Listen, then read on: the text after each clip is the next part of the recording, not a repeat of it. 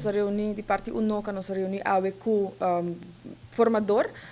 Di parte UNOCA, mi persona está presente, também presidente de nos fundação Adrian Fraser e nos outros dois membros nankuta Lupita Gil e Stan Kiperi.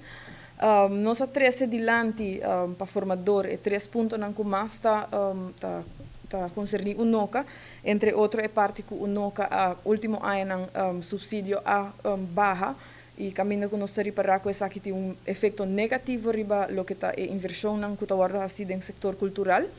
E di 2 puntos, que é ponto de mais importante que nos pode trazer adiante na formador e na potencial governo novo, tá que nós quer pôr ênfase riba lo que tá educação cultural.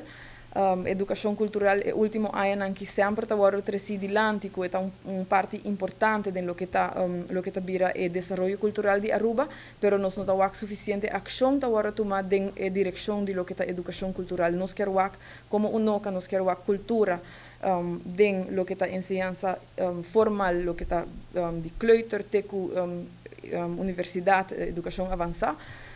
Pero também nós queremos que saque um pouco mais de lo que está educação e enseñanza informal, ora que está papia de buitenschoolse activiteiten e hasta para adulto não que está busca mais lo que está informação cultural e lo que está lo que está de arte, etc. E dus aqui está parte que nós traz adiante na governo ou na formador despensa.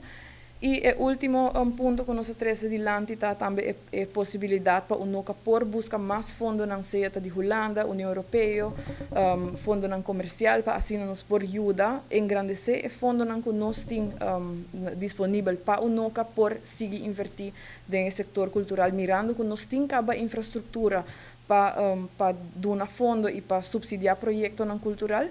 Nós queremos sonhar a possibilidade aqui e quizás junto com o governo novo nós por lograr isso aqui.